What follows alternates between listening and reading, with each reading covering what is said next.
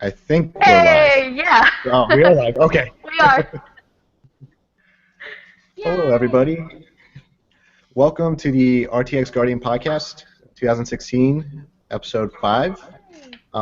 Jordan couldn't make it today. He got called into work, so I will be taking over as the host for today. My name is Jack, and introduce yourself, guys. Let's start with Kira. Hey, I'm Kira. I've been on the podcast already this year, but I'm back with a vengeance. I'm known as Sunset Dawn on the Rooster Teeth site, and that's pretty much it. So. Okay. And Mary? I'm nobody. Whatever. I'm just here so I don't get fined. Nobody. She just, helps plan all of the Guardian things ever. Yeah. I am so here's the nice intro. I'm Mary. I am co-head guardian, and I've been co-head guardian for 4 years. 4? Yeah, this is our 4th year. The funny intro is I run everything. I rule your asses. So yeah, there you go.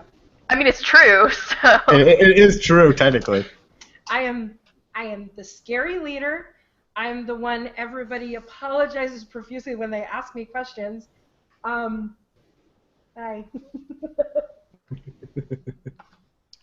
Hello. And we may have a latecomer. That's. Yeah, we will see Jackie, Geeky Fried Rice. She might be joining on later on. And for all the viewers, if you guys have any questions for Mary or for us, you can ask them in the Q&A, and we will answer them later on. We already got one from Marcy, Mary Senpai.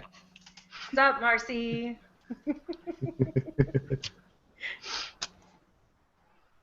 What a question. Well, it's Mary Senpai. Pie. Yeah. There's a couple A's in there. Mm-hmm. Excuse me. So, Mary, you've been the head guardian for 4 years. Yep. What is it?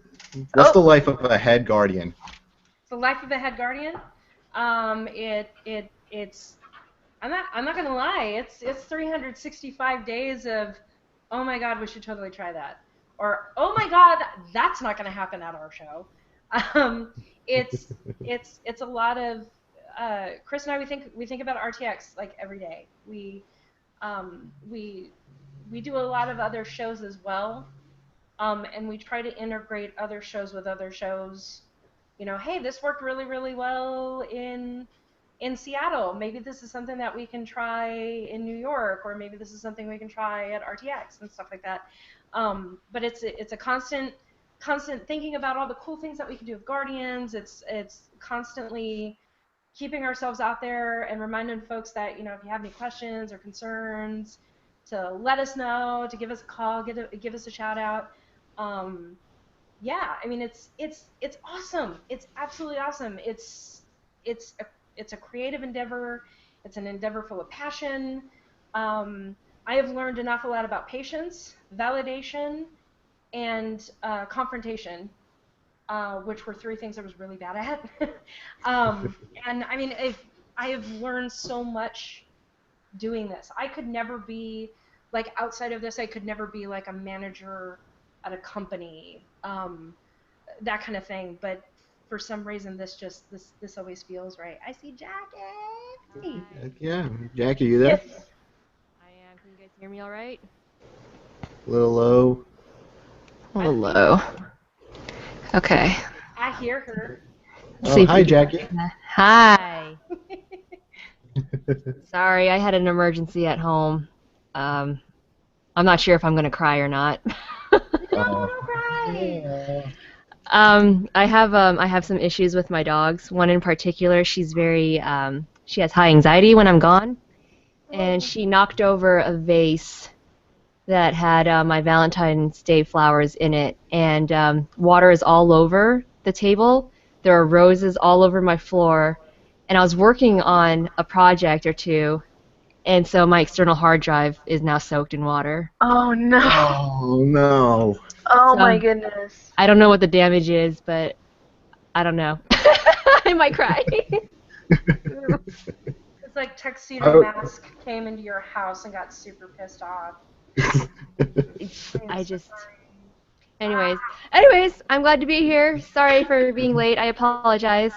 That's okay. We just started like a few minutes ago, so you're right on Okay. time. You're fashionably late. You're good. So let's do Jackie's introductions. Like, how long have you been a Guardian? What do you do? Oh, Lord. I started as a PA Guardian in 2013. I was a PA for Chris Damaris. And then 2014, I was a PA Guardian again, but I was a freelancer. And then last year, I was promoted to one of 2 PA team leads. So it's been a very gradual climb, and I've had to, just deal with the responsibilities that come with each role every single year. So it's been fun. It's been incredibly fun. So it's nice to see how the groups have kind of like, that camaraderie that tends to form over the years. So it's really, really nice to see that. Yeah. And if for the viewers, if you have any questions for Jackie and any PA stuff, you can ask her, and she can answer it later on. Marcy said hi, Jackie. Hi, Marcy. Marcy's also saying try hanging your hard drive vent side down to see if it'll drain. Oh, I kind of saw red when I came home, so I need to figure out where I put it.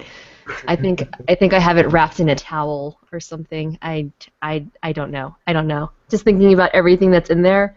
Just years. Oh. Dog, I'm gonna kill you one day, I swear. Chloe. You bitch. I don't know. That's all right. That's a problem for another time. I'm just sorry that I'm a little bit late. That's okay. That's okay. We already have a question from Marcy. Mary, how was the feedback from RTX Australia that you can possibly bring to this year's RTX? That's a really good question. RTX Australia, from what I'm gathering, was a slightly different, was an incredibly different event because it wasn't just RTX. It was run by Supernova and Hanby.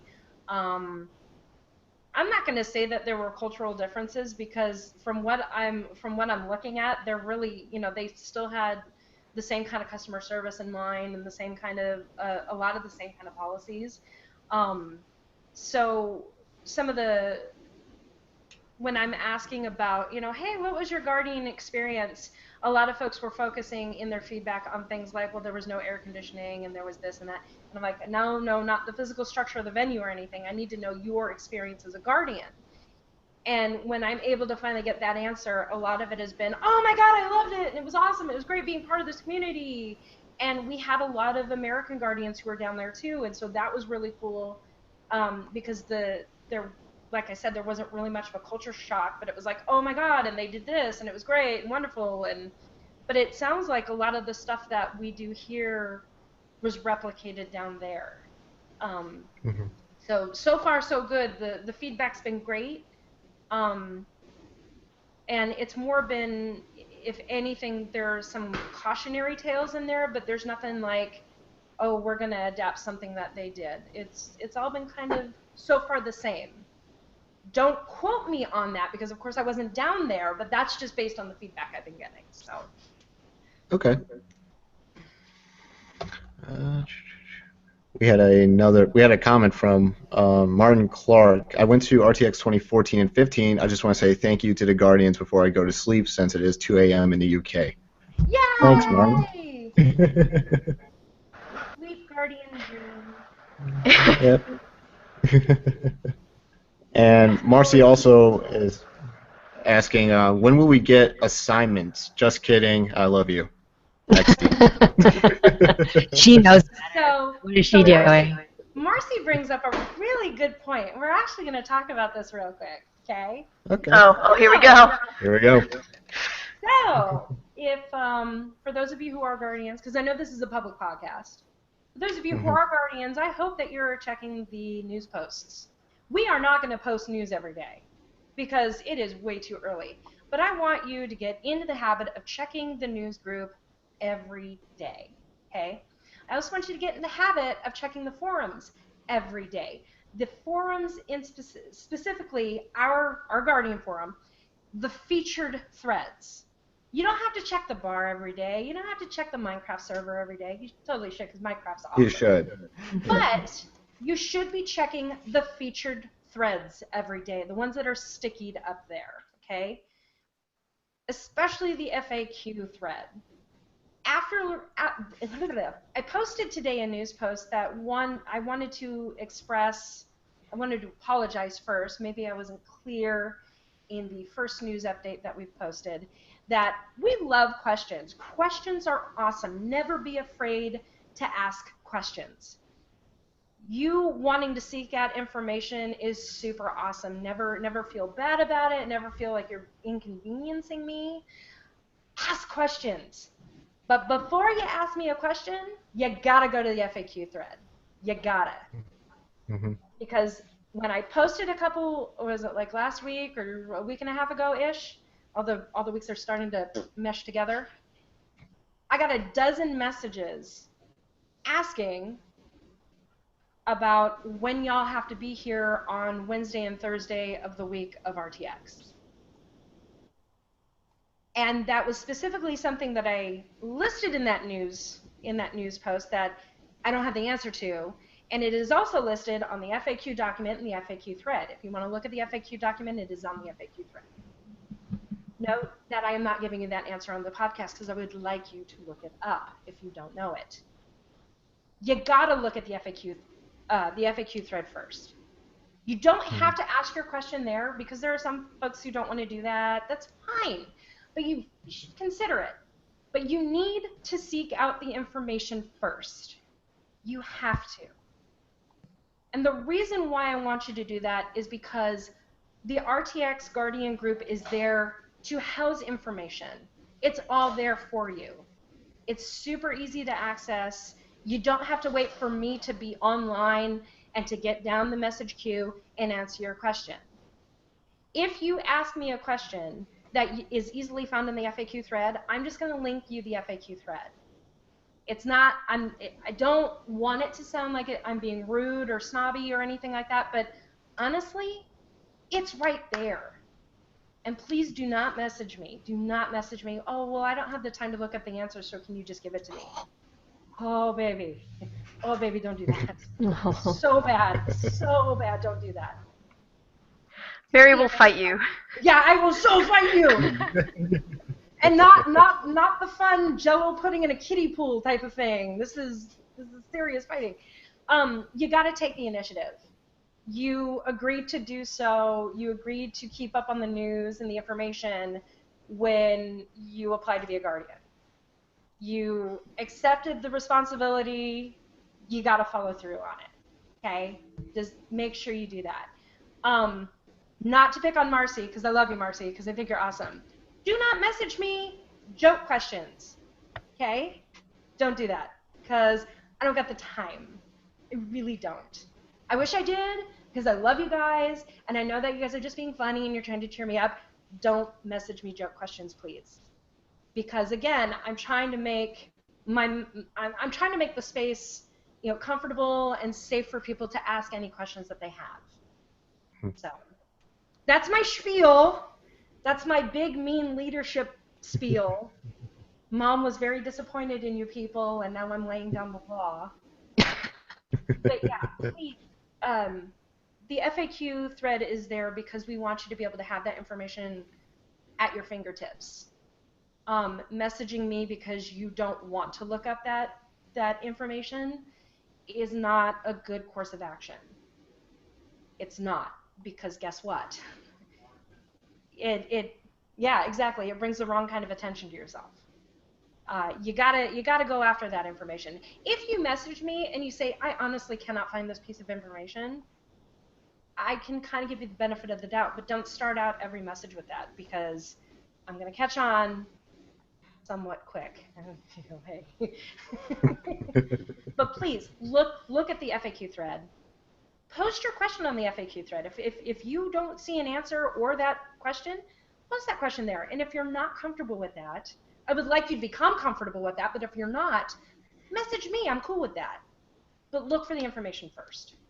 And please, for the love of God, do not start out your message with, I'm sorry to bother you.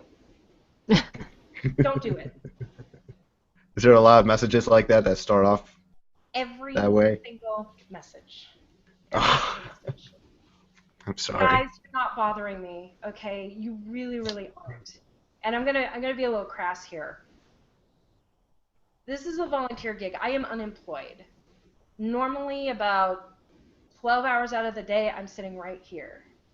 And I'm sitting right here, usually, not tonight because I'm on camera, I am usually in my pajamas. I'm not wearing a bra. I probably haven't even showered. You're not taking up my dear sweet time. I am here to receive your messages. When you give me messages, you know how like super like Labrador Retriever happy I get when the little number says I have messages? Oh my God, you guys. So you are not bothering me. What bothers me is the 3 or so paragraphs of I'm so sorry to bother you, I'm new and I'm super anxious. Don't. Yeah. I can respect the way you feel because there are times where I'm like that too, but I don't need the paragraphs worth of description. Just give me your question or give me your concern and we can get on it. We can get on it right away. Okay? You are not bothering me. You do not need to apologize. I appreciate and validate your feelings, but appreciate and validate mine and do not say you're sorry and I'm so sorry if I offended you and bothered you, because you're not. You're good. You're fine. You're cool. You're my guardians. I love you. So it's all good. There you go. Yes. That Cheers. Yes. Beautiful. was me laying down the law. And I thank you. I wanted to get a chance to get that tone out. I did my best to write out the last news post as seriously without sounding like I was upset. Mm-hmm. Okay. Just, yeah, there you go. Meh. It is a good thread, the FAQ. So like, it has a lot of information. You don't need to bug Mary about it. It has a lot of information. Like, Yeah, don't ask me about shirts. Don't ask me about when do we need to be here. Don't ask me for my opinion on travel times and travel price, because I have no idea. I have no idea. But ask me questions that have to do with guardians and policies and strategy. And if I can't answer you at this time, it's only because we don't have that information yet, or we are working on making that information. Right now, we're kind of in a situation where, because it's so early, we have very little information to give you, which I know is super obnoxious. But that's the way this is. There's a lot of planning involved, and stuff needs to come down the pipeline. It hasn't reached us yet, or we're working on stuff. So it's going to take a little while. So you're not going to hear from us every day, or you're not going to hear from us every week with new, exciting information. We know that you are super hungry for information, and I so appreciate that. But just have some patience with us. Radio silence does not mean that we are leaving you in the dark. Radio silence means that we are working hard in our little Keebler Elf cookie factory trying to get the information together into a digestible package for you. So we are working on it. We are working on stuff. Just have some patience. Chill out, get to know each other. Go to the Minecraft server because it's awesome. Please do. It's awesome. It is awesome. My God, you stupid talented people, like building skyscrapers and stuff, and man, crazy. So a little bit jealous. I said gazillion pieces already, so. Hey, I mean, half the time we have you here to say your pieces. So, Mhm. I mean, Listen to me! Marcy says, "Don't fire me, Mary Senpai. I'm sorry." And to tell Chris Senpai, she said hi. Marcy says hi. Hi, Marcy.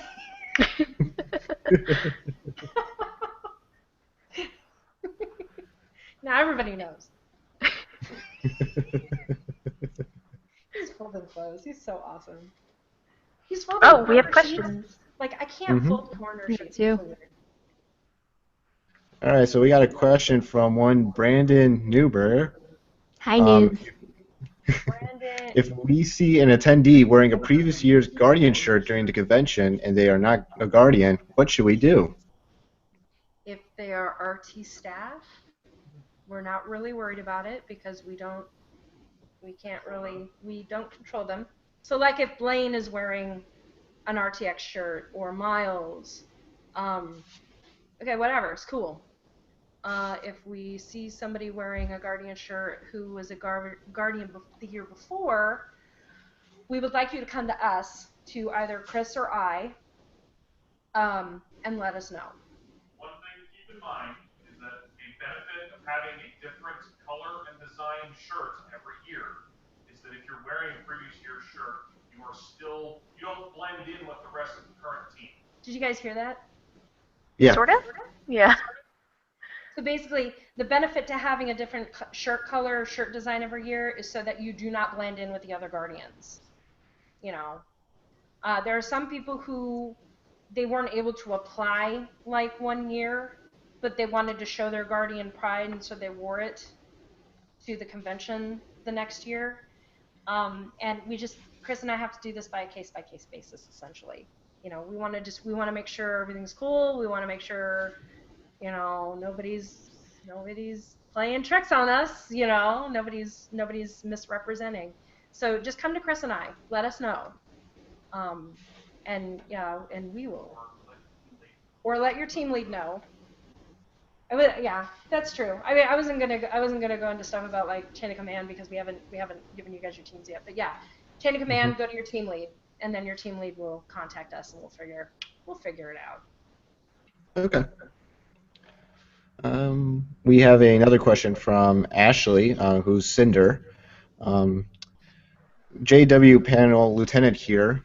During one of our bigger panels, we had a complaint from one of the RT staff members because there was no seating left in the VIP. My team worked hard to accommodate, but will there be a system this year to prevent this? So the VIP problems last year were verbiage, and that is being worked on by people higher up the food chain than us. That is an answer I can't give you right now because policies and stuff have not been put into place or created, and we're just hearing word from the people higher than us. And this is another thing that we have trouble with every year, and I'm trying to close that gap every year, and it gets harder and harder. If you had a complaint from staff, or you have a complaint or a concern about something that happened or whatnot, you need to tell your team lead, and you also need to tell Chris and I, because a lot of this stuff, like what has just been said here, does not come to light to us until right before the event. Message me. Let me know. Keep me in the loop. I mean, there was nothing we could do at the time then on site. People, again, higher up than us, they were trying to work on that and make that stuff, you know, and fix that problem. But when it comes to having problems like that, you gotta, like after the show especially, you gotta let us know. Gotta let us know. Okay? Can I Okay. add a little bit to that as Yeah, well? sure. The system that we had in place last year was Jen and I were acting as liaisons between staff, special guests, and the panel leads. So say if Kyle or Miles said, hey, I want 4 seats to this panel for this time, we would go ahead and text the panel leads and say, hey, we need this. A lot of the times that information is not passed to us, therefore it is not passed to the panel leads or whoever is in charge of that particular room, and it is missed. And so the problem that we had was there wouldn't be any seats because we didn't know that we needed them. So as Mary said, that system will be worked on a little bit better, but I think Jen and I will also be working on having one person to act as the main contact on our team, to be that person to delegate the request from special guests and all of staff so that they aren't missed. And I know that system was placed a little bit later in the year last year because we were trying to figure out like the best way to keep Guardian contact information as private as possible, so we didn't have like people's numbers all over the place. And so we think that this might actually be a better idea. But as far as like the sources actually requesting that information, that has to come from somewhere else. Because as far as I saw, all of the requests were fulfilled on our end. Okay. Well, that's a very good answer. Communication. Yep, communication is key. Yeah. Input, Stephanie. I totally just outed my age there. So. We have another question from Marcy. Is the rumor true that fans that buy VIP tickets will get badges that say premium instead of VIP, saving badges that say VIP for staff? Time out? Whoa. Nope. Don't know any of that. Don't know any of that. So if it's a rumor and it's about tickets, it is not a Guardian thing. That is something that you need to talk to Bethany or Barbara about. Okay. Still, so the long and short of it, it's still too early for us. Again, we have not had any of our meetings with the higher ups to talk about that kind of thing yet. We right now, our main focus is talking to the fine folks at Screw Attack and team assignments. So Okay. right now, that is what we're working on.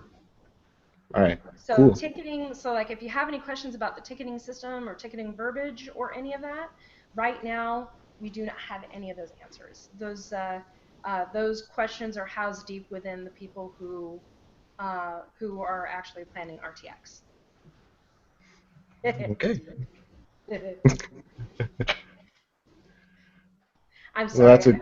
I should not have interrupted you in your question. I was like, no. Yeah, that's fine. That's fine. Please do.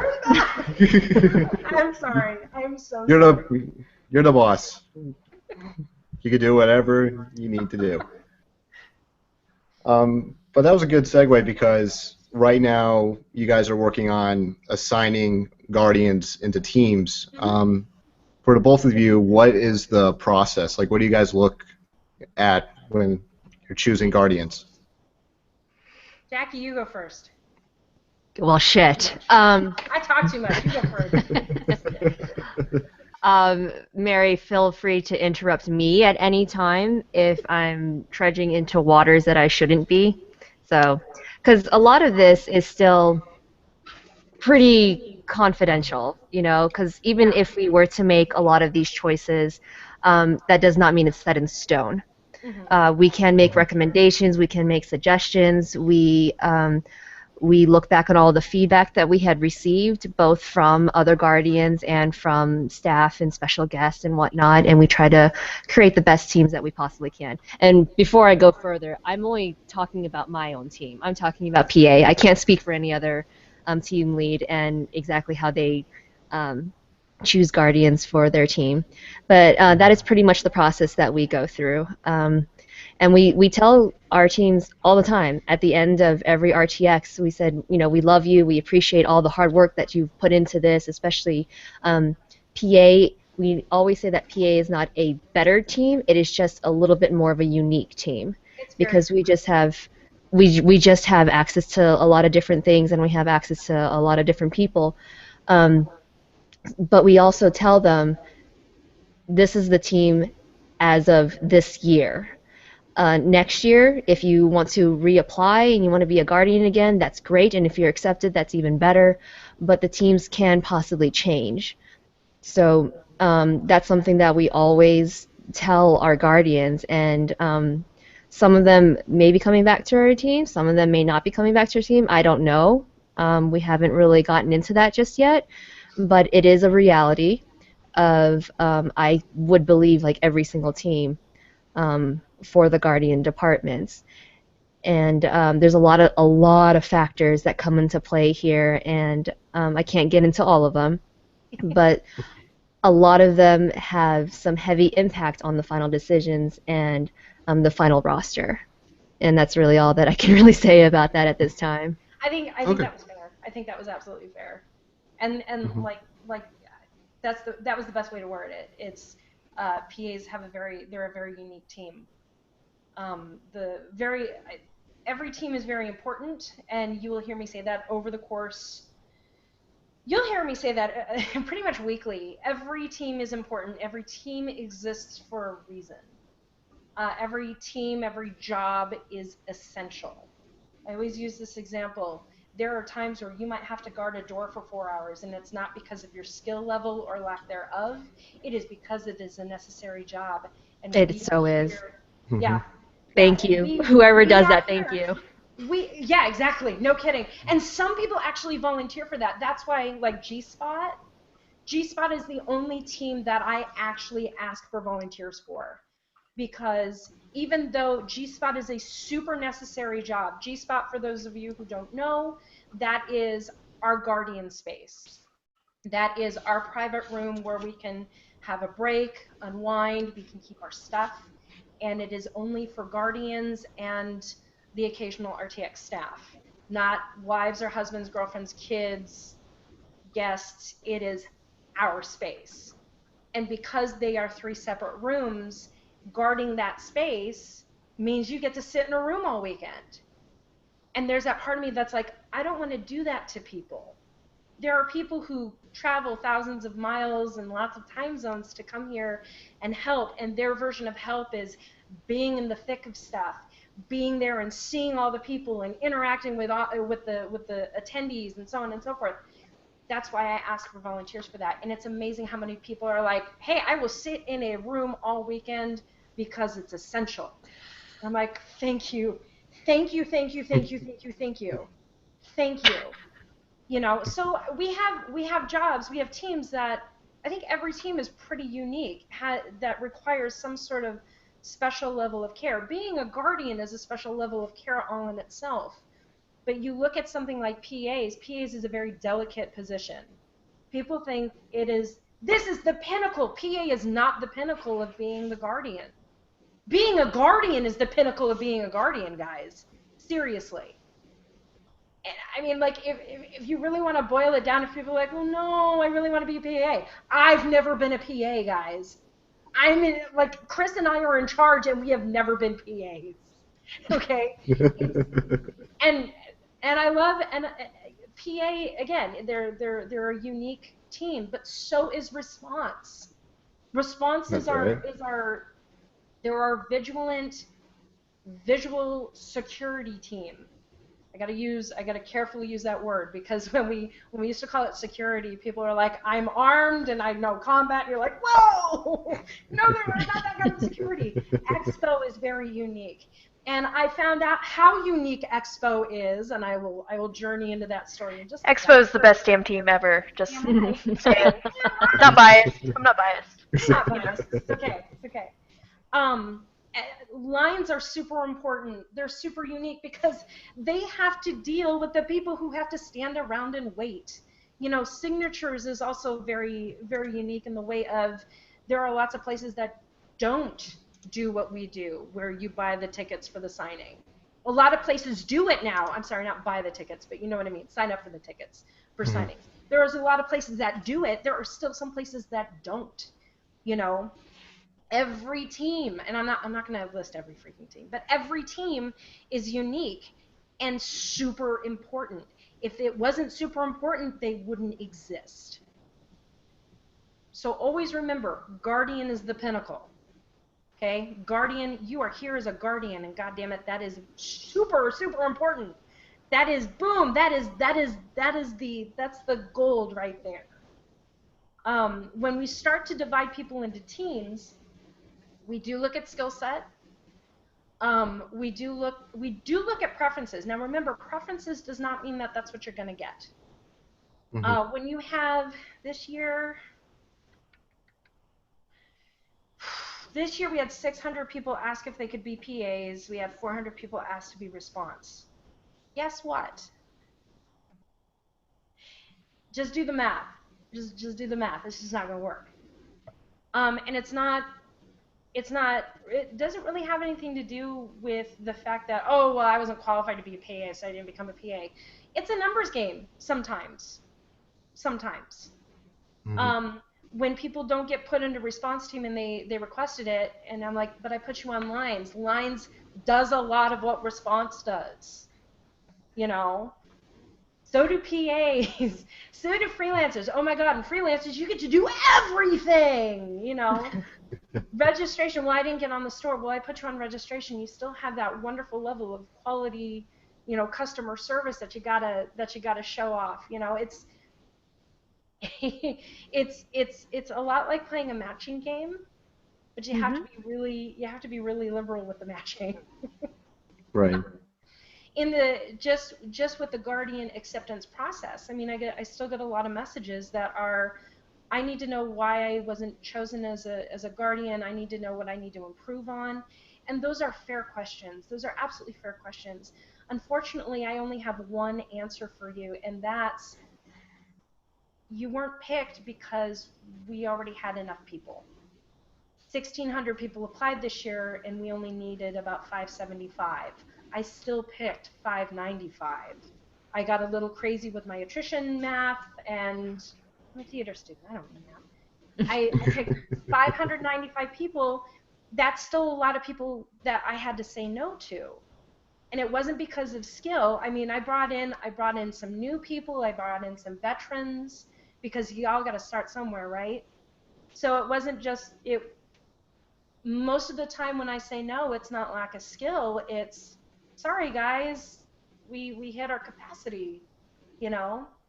Hopefully next year when we make up the application, we're gonna include like a little checkbox that says yes, I have applied in previous years, so we can look at those applications and we can say, oh yeah, I remember that person from, you know, I remember their application last year, you know, so that way we can kind of put you not like in the front of the queue, but closer to the front of the queue, so we can actually see, you know, and maybe see if we can give you guys a shot. But yeah, so that's the hard part right there. And then now divvying up into team assignments, it's let me look at your preferences. Let me look at your justification of your preferences. Let me look at your skill set. What do we think is going to be a good fit for you? You know, what's great is that it's not like, oh, I couldn't put you in response because I already filled it up. That's not necessarily what's going to happen, but it's going to be, well, I didn't put you in response because I think you would do really, really well in lines, or I think you would do really, really well as a freelancer because you listed 101 reasons why you would be a great guardian, and all of those reasons scream freelancer to me. You know, it's, you know, and what's great though, what's awesome is picking out guardians out of the application process. That's incredibly difficult because you know you're going to have to say no to a bunch of people and it's horrible and you feel really, really bad at night, you know. But when it comes to the team assignments, it's not just me and Chris working on that. That's me and Chris and Dan and Aaron and the team leads and staff working on all of that together to get you guys into positions that we think you are going to just absolutely rock the shit out of. So this is my favorite part is doing the assignments. That's my favorite part next to the actual event being like, yeah, let's run around and let's make things happen and magic, magic, magic. So yeah, it's a lot of reading, it's a lot of rereading of the applications, and it's a lot of thinking, you know, who's going to be awesome in this position? You're going to be awesome in this position. So and it takes a little while longer. It takes a while longer. Is it? I don't know if you're allowed to say, but is there a timetable like when we can expect jobs to be announced for everybody? So I'm glad that you worded it that way, because this gives me a chance to say this. Look on the Guardian News and look on the FAQ thread, because I mention it there. Okay, awesome. Yep. Check it out over there. Dun dun dun. I mean, I could totally give you guys the answer, but I wanna do a callback to to that first bit. So. PAs are a little bit more unique too, because even if we have the team roster, then we need to actually make selections as far as who they're assigned to. Yeah. So we have to go through another process on top of that, and if any, I don't know who's going to be on the team now, but if you happen to be on the PA team, you will have to wait a little bit longer to find out who you're going to be assigned to. You'll know that you'll be on the team, but you just don't know who exactly. You're going to Again, it is a long process. It really, really is. It's not easy saying, oh, hey, I can, using me as an example, I can be like, oh, me and Blaine are going to be, a team, and then chances are, oh, there's something that happens here, and I absolutely cannot work with this person. We always have to try and anticipate certain things like that, personality traits, skill sets, everything like that. That's something that we try and anticipate, and it is a longer process. So anyone who's going to be on the PA team, please be a little bit more patient with us too. You know darn well you make all those assignments by rolls of a 20-sided die. Oh yeah. Why would you say that? Dartboard. Why would you say that? Yeah. Oh my God. That's how you make the best decisions. You swore to secrecy, sir.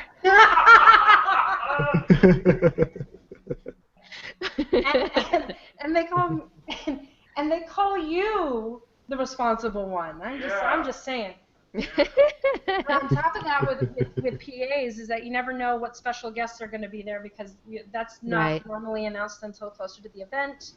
You don't know if a family might need a PA, and you don't know what staff member is actually going to show up.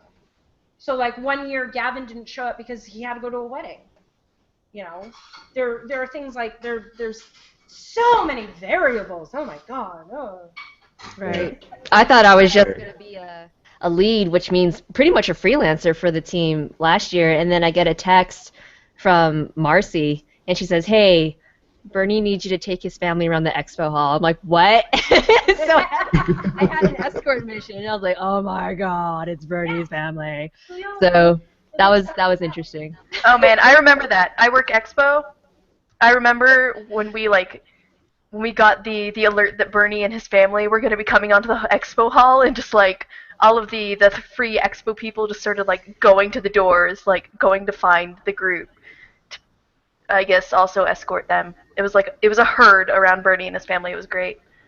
If Bernie is there, definitely a little bit more security is involved, but the time that I was just escorting his family and he wasn't there, it was very low key. I stayed about, I don't know, a good 20, 30 feet away from them. I wanted them to have their own personal space and everything, and if they needed help, I'd be more than happy to help them. I remember one time, oh my gosh, this is so funny. Oh. When your eyes light up, you're like, oh, let me tell you. Oh my God. I was, because, even though you're doing something, you're also doing something else on your phone or listening to the walkie, things like that. And I think I was requesting cabs for people and getting seating for panels for other people, and Bernie's family, they were buying shirts from a booth or something. I was just staying at a corner. I was giving them their space. And they were there for about 15, 20 minutes or so, and then they finally bought their items, and then they decided to walk on, and then I was kind of tailing them. But before that happened, the guy that was working the booth, he's like, oh, so it must be really hard work being a guardian, huh? And then I was like, that's Bernie's family. And then he shut the fuck up right there. I was so mad. I was so mad. I was like, are you kidding? Why would you even think that just because I'm standing there I'm doing nothing? That I don't know. And it's really strange. It's when we didn't really go into it last year. The year before, especially when we started doing Guardian Wire, we had to remind Guardians. It was like, look, for the most part, it's not essential that everyone has a smartphone, but if you have a smartphone, you are going to use the shit out of it. Which means that if you are going to be using it, try not to do this. You know, try to do this so you look a little more alert and stuff like that, because we still have to have kind of that air of, I hate to use the word customer service because it makes it sound like people who work retail, and that's not a diss against people who work retail, because that is predominantly my skill set. But we don't want to look like we don't care, because there's so much that's going on our phones. We could be playing Neko Itsumi, for all people know. But it's us trying to call Ubers for Bernie, or trying to get information because a walkie-talkie won't reach the JW Marriott or something.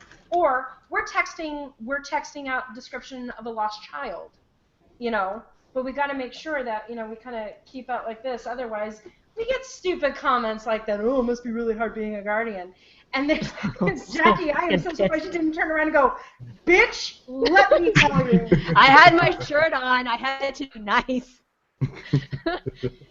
If the Guardian thing wasn't on me, would have been on. Would have been on. Let me tell you. And we're gonna talk more about this year. But what's great about doing this is that you learn new things every year. And some stuff is completely out of your control, and that's not necessarily like the worst thing ever, but it's kind of part of the package deal. Some things are completely out of your control. Rooster Teeth is a very unique company. If people don't know that already, they're a very unique company in the way of they might have all these best laid plans, but somebody might show up that they've got to give all their attention to. Or, oh my God, we're gonna film this thing. We just came up with this last night. We're gonna film this thing, and we have to be on our toes for that.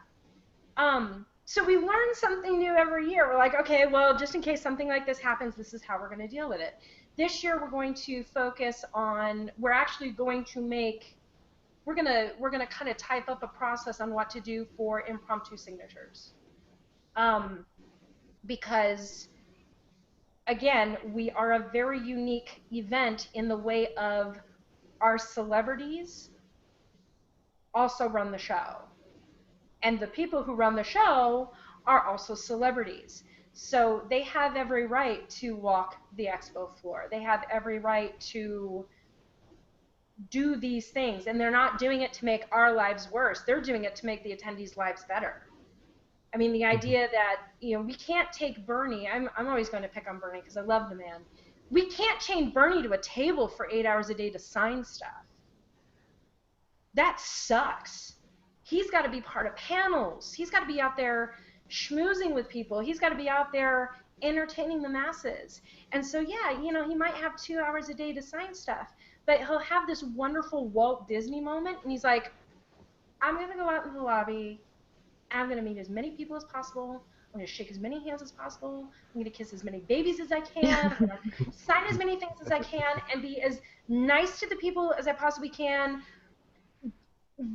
at the same time as setting a boundary of, this is the best I can do and now I have to go.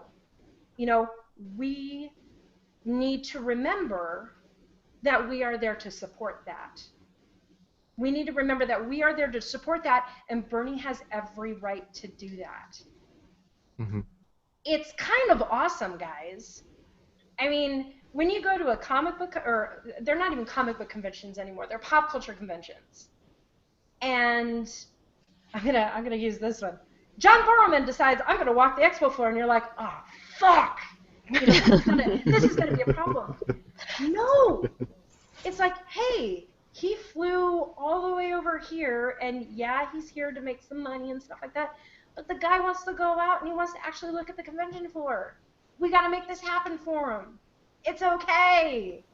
Mm-hmm. Yeah, it's going to be a little difficult for us, but that is why we are here. So guess what? We are going to rock that. We are going to come out there in all of our whatever color shirted glory and be like, what can I do for you, Mr. Barrowman? or John if you've seen him naked. That's the rule. If you ever see a gentleman naked, you get to call them by their first name. So you can always say Gus. You don't have to say Mr. Sorolla. How have I never heard that rule before? I don't remember where I heard it, but I started laughing, and all I could say was Gus. I was like, hey, yeah. So yeah, I mean, this is one of the reasons why we are there. We are there for that kind of support. I think it's awesome that RT can do that.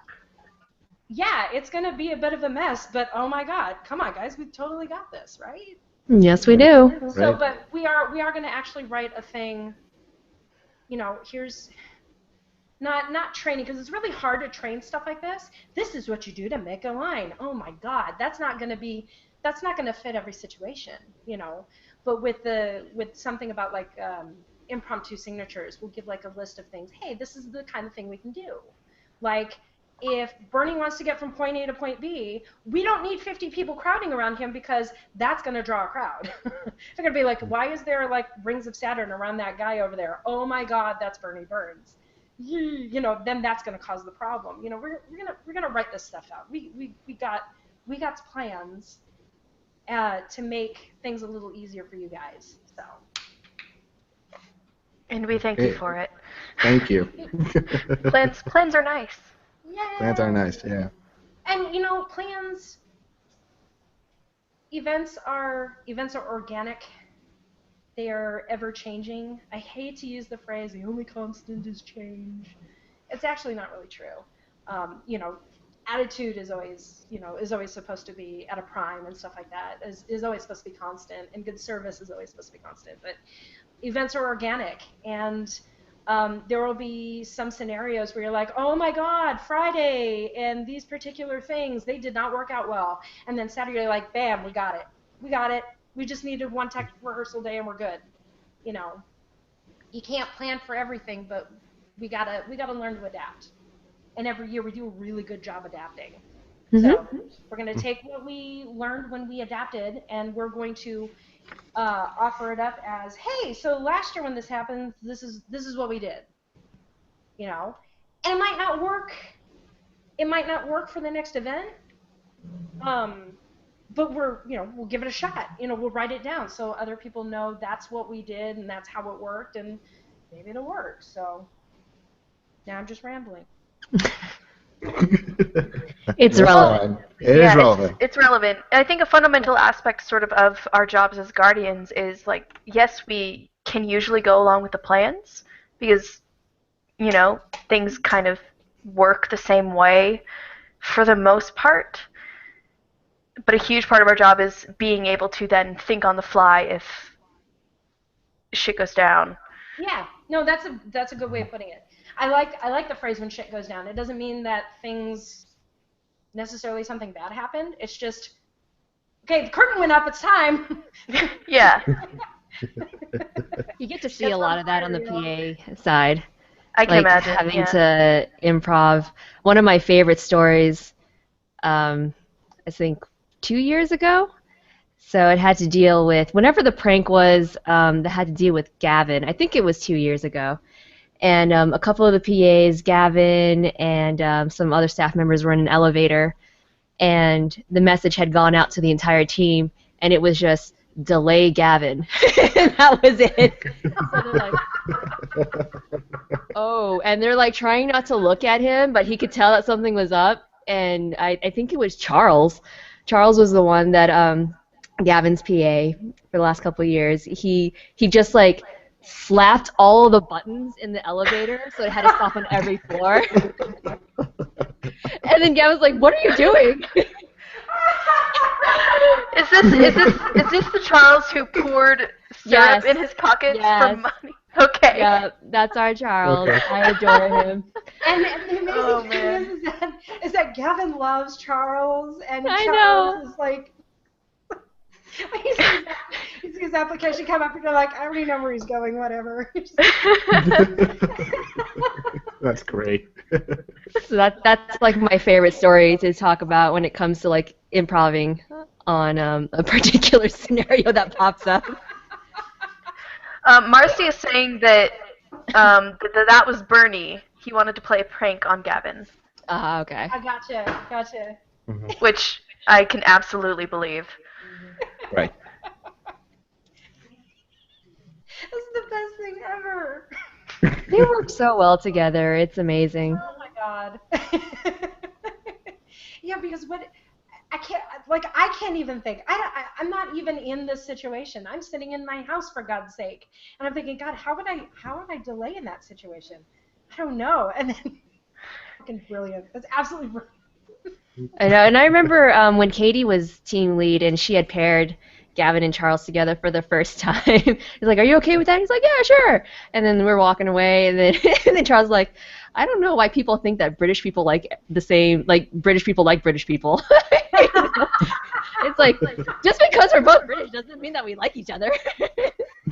But they ended up working very well together, and I'm really happy to see that, and to see that Gavin is very I'm going to use the term loosely, but very affectionate towards Charles. Right. Like to see any of the staff members, any of the special guests kind of like have that bond with their PA. It's actually a very special thing to see. What I really like is when like working the booth at PAX and at New York City Comic Con, having a Guardian come up to the booth and they weren't a PA Guardian, and staff recognizing it was, oh my God, that's a Guardian, you guys, this is one of our Guardians, oh my God. You know, it's amazing. Yes, PA gets total one-on-one time, whatever. Because you guys are positive. No, PAs get that one-on-one time, but it also goes to show that the staff is also looking at everyone in whatever color shirt we're wearing that year, so we'll just say blue, like for last year. They notice all the blue shirts, and they look at every single one of you, and they will remember you, and they will remember you in a good way, hopefully. And the affection that they have for Guardians is just incredible, is absolutely incredible. You guys are making a significant mark on this event. We are a pillar of this event. Our brand is super important, you guys. And the staff totally recognizes that. That's pretty awesome. I think it's also important too that both RT and the Guardians recognize that you and Chris are the ones that made the Guardians. So every day that we are together, you should be commended for that. I really do believe that. Oh, stop. Because you guys do a tremendous amount of work, and I don't think a lot of people understand that. Like you do every day of the year, you are doing something RTX related, and that should be acknowledged. Every day we are thinking and scheming and planning and dreaming and menacingly stroking our imaginary villain mustaches. Well, it's true. It is. And I tell people who want to apply to be guardians, and I've written this in a couple of the journals on the site as well. I said, even though the convention is only Friday, Saturday, Sunday, we still keep our eyes open, we still keep our ears open for potential guardians. And even though you're a guardian when you have the shirt on, especially if you have been accepted as a guardian for the current year, you carry the name of guardian. So everything that you do, I mean, you have to respect the title that you have been given, even though RTX is not present right now. You're still months away, but you are still a guardian. And I don't think, I mean, I haven't like volunteered at any other conventions, but to me, that seems like something that is very special. And that is because of you guys. We try to instill a sense of, we try to remind folks that even though it starts to sound cliche, we never mean it any less. In fact, we mean it more and more every time we say it. And when we say that we appreciate the Guardians and that your jobs are so important. And Barbara and Bethany and Gus and Matt and the founders and the newcomers and the groups that have merged with RT into the giant octopus that it is now, they will say, we cannot do this without Guardians. And they're not giving lip service. We mean it every single time we say it. And the more we say it, the more we mean it. Because it is absolutely true. It is absolutely true. What the kind of job that a guardian is it's all about hard work. It's always about smiling in the face of controlled chaos. Mhm. Is the best term I have for it. And what's great is that there are a lot of us who are not just guardians. Plaid Lad, for instance, the team lead for Expo, he is Oh, also an Plaid. enforcer. Oh God, I love that man. Right? He is also an enforcer. And he brings out his Expo enforcer culture to RTX. And we're able to take that and turn it into something that fits our event. Chris and I, we started with the Emerald City Comic Con minions. And we have taken a lot of what Emerald City Comic Con instilled in their volunteer team, and we've used a lot of that as a basis for Guardians. A lot of that. There are henchmen, there are Disney cast members, there are, I can't even remember all of the different names for all the kinds of volunteers out there. Every event has a different name for their volunteers. But people are coming from all sorts of conventions, and they're able to kind of give their kind of take a little bit of that culture and bring it into Guardians, and the fact that we can kind of turn that into a melting pot situation has been absolutely wonderful. Yeah. Now, obviously, Guardians are the best, but Yeah. But we are the best because we're taking the best aspects of all these other incredibly successful events. We're taking the best of what works for this show and this other show, and we make it work for our show. And what's also great is that Guardians, we're unique. We actually come from an already established community. Not a lot of places do that. A lot of places they give it out to the public, which they give their applications out to the public, which isn't a bad thing. But we have an already established community, and that's super special too, because we get the humor of the content. We understand the culture of the event and of the community. We understand that Bernie throwing a shoe at Gavin is not some catastrophic problem that we're going to get in trouble for. We know this culture, and that is super important to always remember too. That's one of our cornerstones. When Barbara asked Chris and I to help her with the volunteers back in 2012, she said, "I need help. You guys do this for other shows. I really, really need help with the volunteers and trying to establish some sort of structure." I know this sounds terrible. I don't know if this is necessarily true, but I feel like the brand belongs to Chris and I. At the beginning, I thought it belonged to Chris and I, and now it has become something bigger. We might have been kind of the founders of that idea of what the Guardians are now, but you guys have really made it into the beautiful creature that it is now, and we cannot thank you guys enough. We learn from you guys. It every year it gets better and better.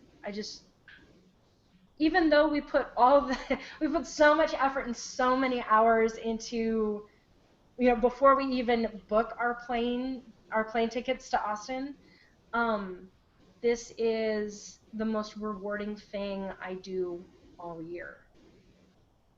And I can say that without batting an eye.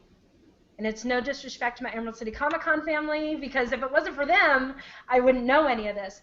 But above all things, this is what I look forward to every year. You guys are what I look forward to every year. Learning from you guys is what I look forward to every year. And pushing myself to be a better leader is what I look forward to every year. Coming up with the challenge, facing my challenges like confrontation. Confrontation scares the shit out of me. But being able to do that, and then also back to the whole, hey, don't apologize for asking questions. That was something I had to get over. And every year I get to be a little more forward with my questions and my inquiries for information. you know. So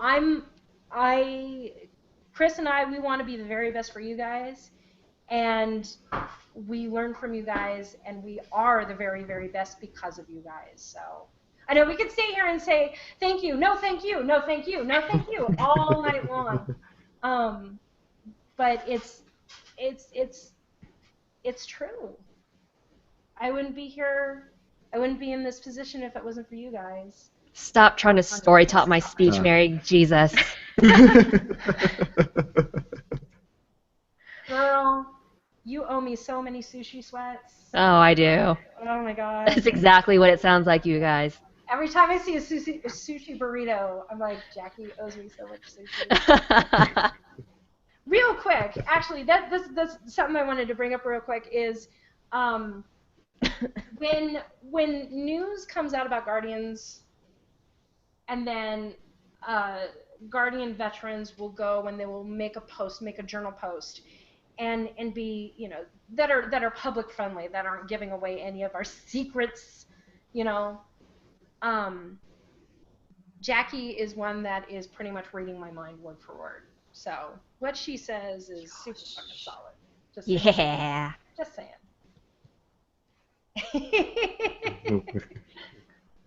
Well So like, said. is it just like as you climb the ladder, you like gain telepathic powers or like mind meld with I think you, so. or I think I think a lot of it is I've been told this many times from outside perspectives, but I have a lot of empathy.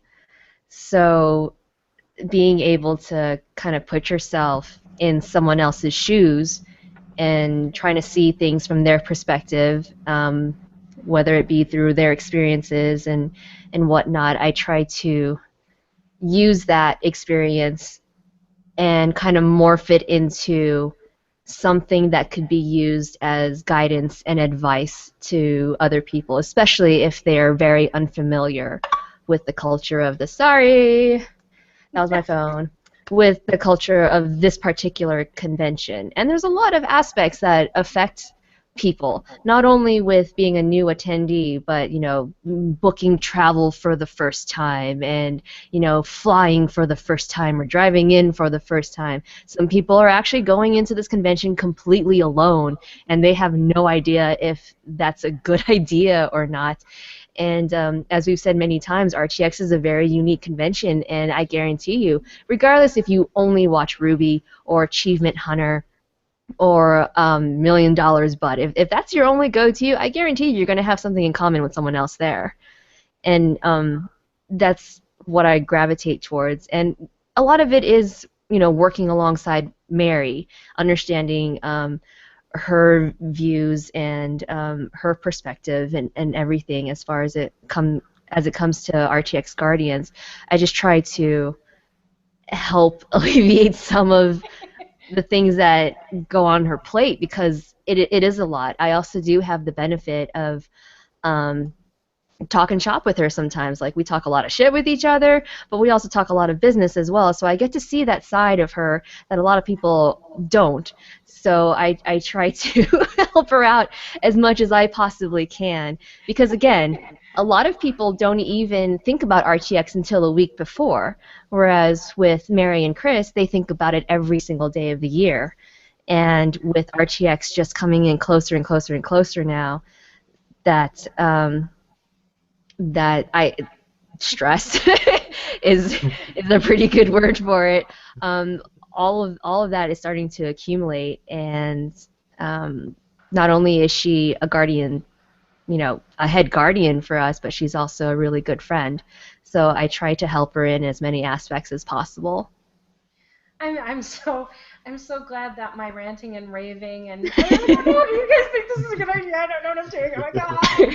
I'm glad that hasn't freaked you out. Anyway, I can't. And he's sitting right next to me. I can't do this without Chris. He is the logic. He's got the logic mind, and he's got the strategy mind. Him and Daniel and Aaron, are our satellite leads.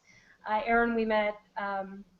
Did we meet him at RTX or did we meet him at I met him through RTX. Okay, we met him through RTX, and then we stole him, brought him to Emerald City Comic Con, and then Pepsi and I, Pepsi is our freelancer team lead. You guys all remember Pepsi. Pepsi and Chris and I are like, he's mine. Oh no, he's mine. Oh no, he's mine.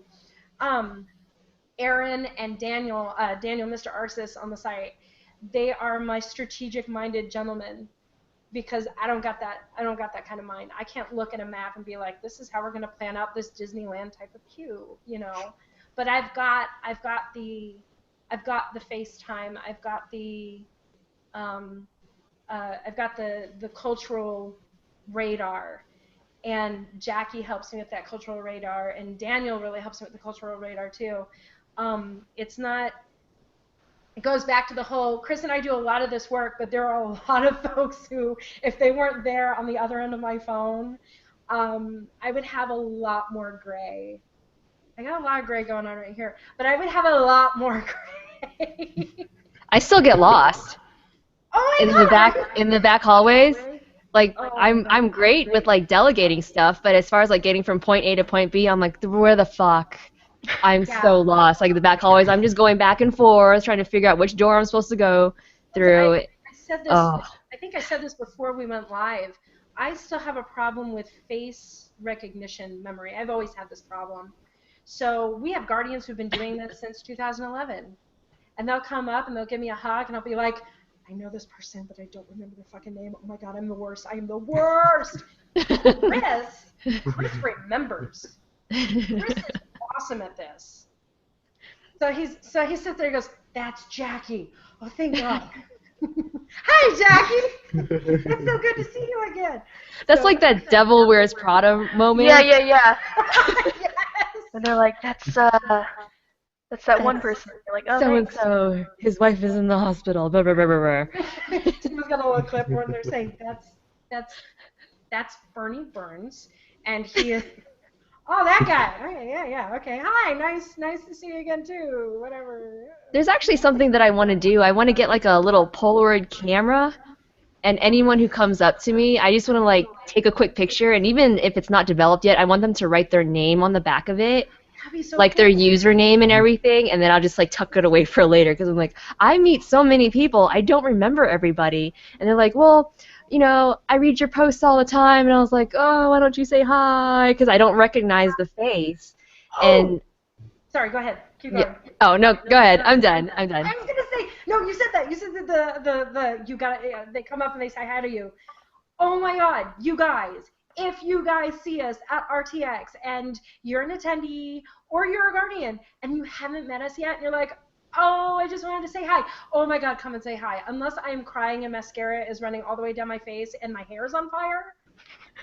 Like, you should totally come up and say hi. Jackie, didn't you write a post about this or Twitter something? Yeah, I tweeted it earlier. Like, you people don't contact us 4 months later and say, yeah, I saw you at RTX. I didn't want to say hi because I didn't want to bother you. Oh my God, bother us, please. Please. Yeah, even if my resting bitch face game is on point, just say hi. Because I swear to you, it's just me thinking. I'm not mad. Okay, little game. Okay, There's just Jackie, a lot of stuff that's going Jackie, on. Show me your resting bitch face. I can't now. Jack, show me your resting bitch face.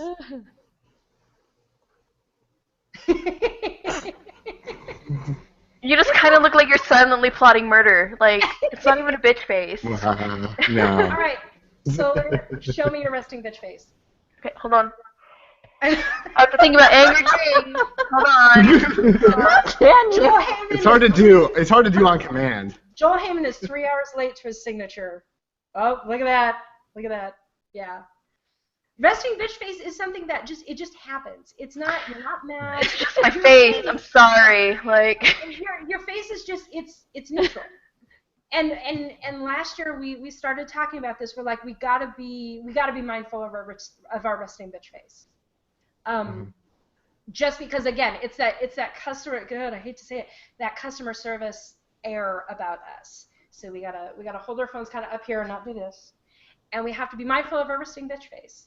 We have to remember that a neutral is okay, but if we're like this, I mean, I'm not mad. I'm just resting. Yeah. You know, and then if you're like me, if you're in charge of everything and you got that look about you, people are like, oh shit, Mary's mad. And then they go on Twitter like, Mary's fucking mad about something. And I'll be like, what? I am? What am I mad about? What did you people not tell me? Yeah. Resting bitch face, everybody has it. But we have to remember, okay, you know, let's make the little corners of our mouth turn up a little bit. Or, you know, do our posture thing or something.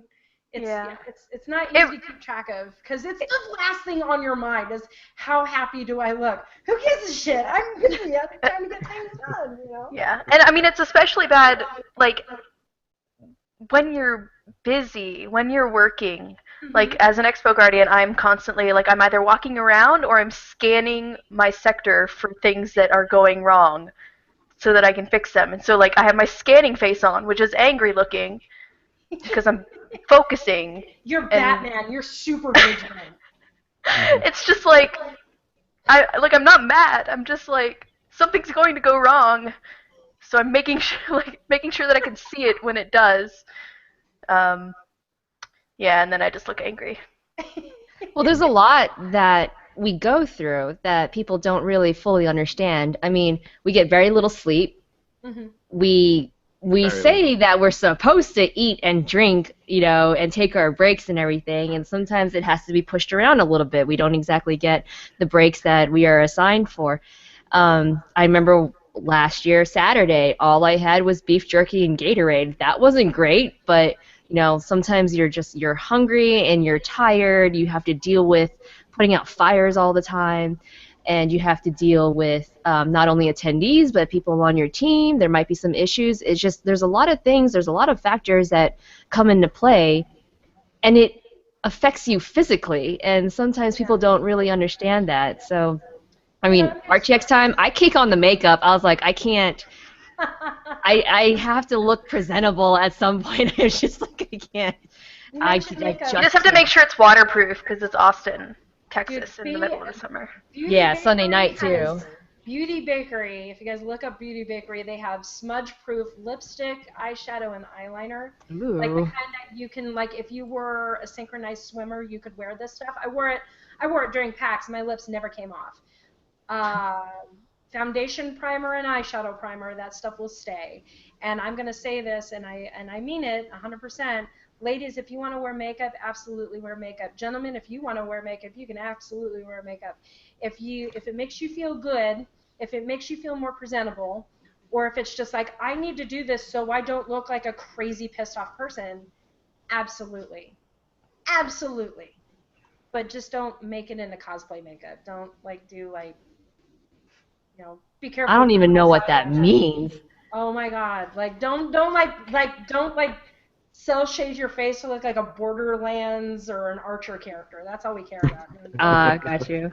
Yeah, Okay. Don't do that shit. But yeah, that's a big question I usually get is, are we allowed to wear makeup? I'm like, absolutely, as long as it's like you don't put like, as long as you don't paint your face to look like Iron Man, or the Incredible Hulk, or you know, just, yeah, absolutely.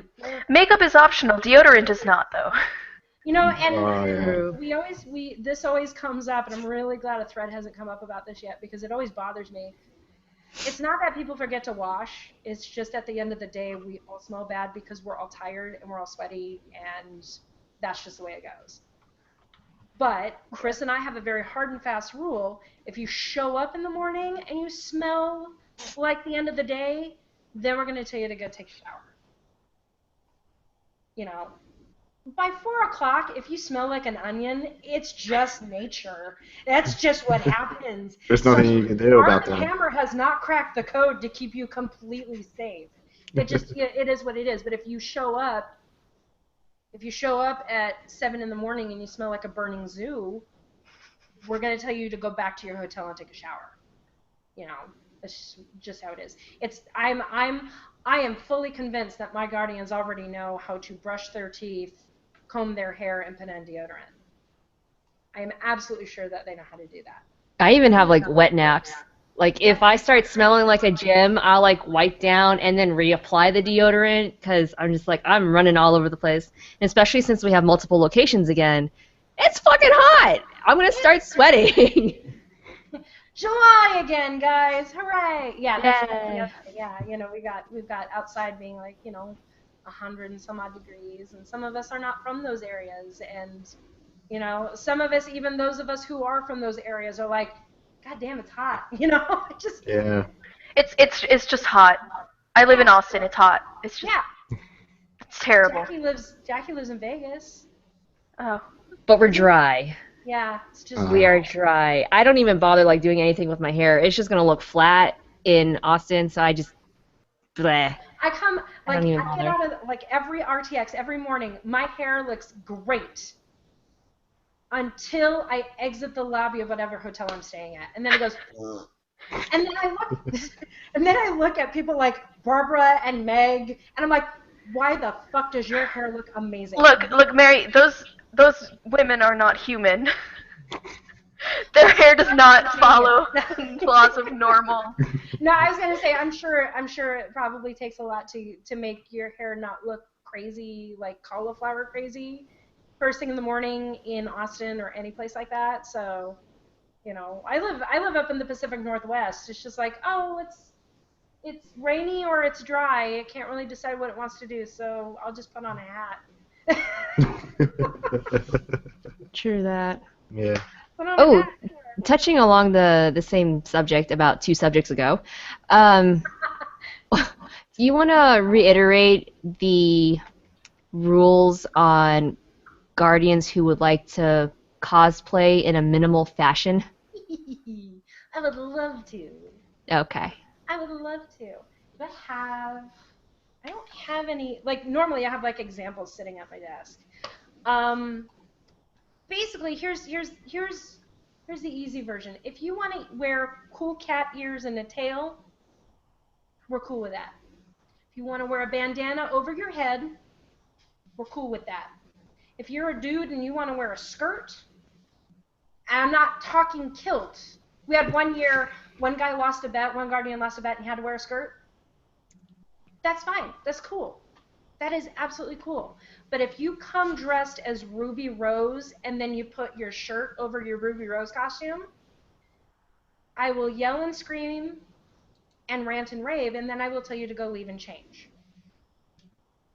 No cosplaying on duty. That has been a rule since 2011. It's not a new rule. And the reason why is because, yes, there is that level of you still need to be approachable, but we need to know that you are a Guardian, and we also need to know that you are going to be focused on your job. If you are going to be focused on, oh shit, my armor is shifting underneath my shirt, you're not thinking of being a Guardian, you're thinking about your costume. And I can respect that, but not if you're a Guardian. If you're a Guardian, your brain has got to be in Guardian mode all the time. All the time. You can wear a wig if you want, as long as it doesn't interfere with your peripheral or your hearing. We do not allow sunglasses because we need to be able to look you in the eye. If you want to wear cool circle lens contacts, that's cool, but if they're cat eyes or swirlies, we're going to tell you to take them out. You cannot wear a mask. There was somebody who was fighting with me last year about wearing masks, and I'm like, what part of no do you not understand? Mm-hmm. You cannot wear a mask. You cannot wear a bandana over your face like a cartoon bandit. You cannot obstruct anything there at all. You need to be approachable. You need to look like a human being. We need to be able to come up to you and say, hey, you're wearing a Guardian shirt. Can you tell me where panel room A is? Can you tell me how to get to the JW Marriott? Oh my God, where is the bathroom? Okay, super important. Chris and I used to volunteer for Funimation, and when they would come here to Seattle, and SakuraCon the anime convention here, was letting, I should say, I don't know if it's still true, they were letting their volunteers cosplay on duty. Do you know how hard it is to try and flag down a staff member for an extension cord or for anything like that when you can't tell who's a volunteer?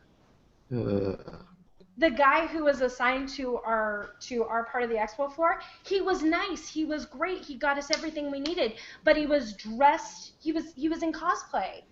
How was I supposed to know he was my dude? You know, that was infuriating.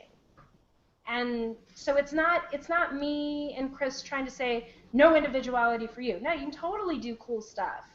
As long as you are still wearing the Guardian shirt, you are still a Guardian.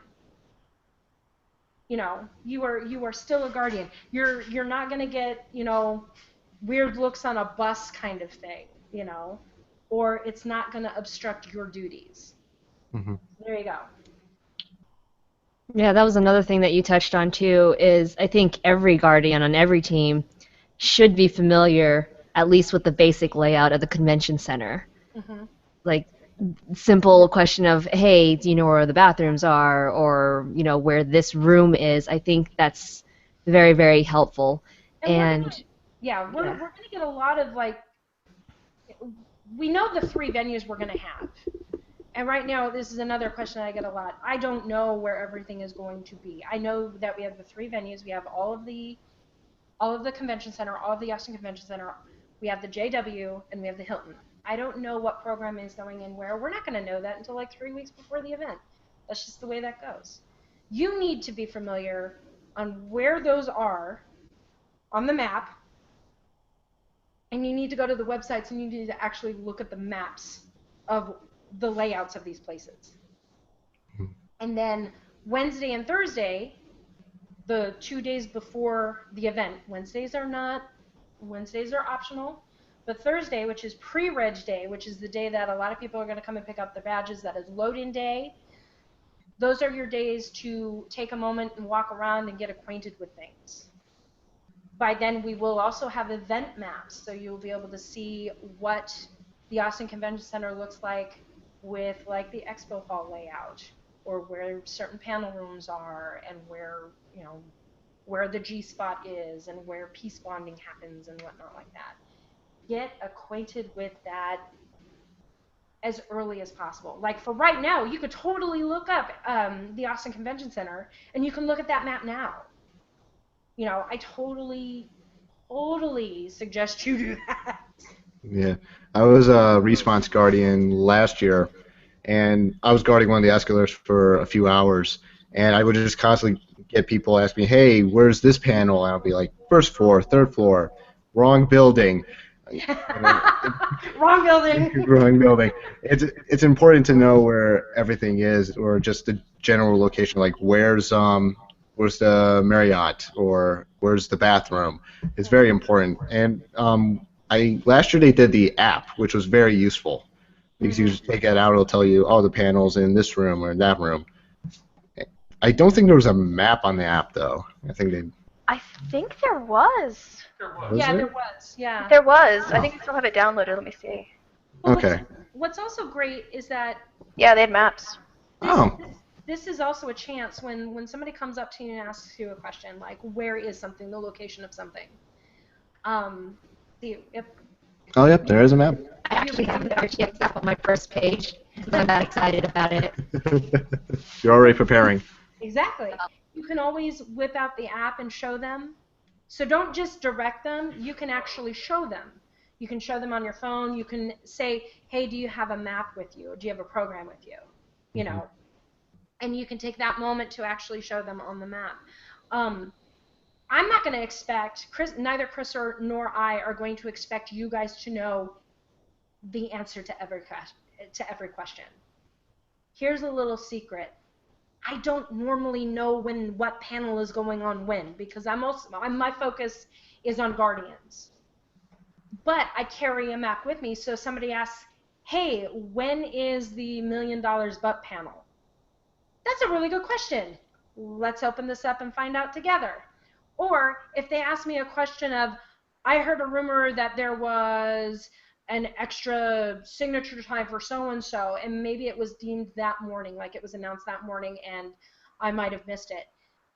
Then I'm going to say, you know what, I'm not sure, but I'm going to find that out for you. And that gives you a chance to go and ask somebody else. Ask your team lead, or, again, you know, hey, let's both pull out the phone and look at it together, you know. It's okay if you don't know the answer, but you got to know how to get the answer. You need to know where to go to get the answer. So that's super important.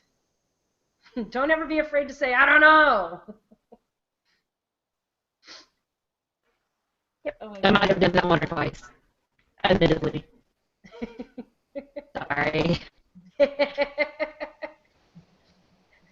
RTX Guardian Podcast just joined the call. Well, I'm glad. Oh, there we go. Yeah. You're I was here for a second. Like, everybody stopped, and I was like, oh, God, what happened?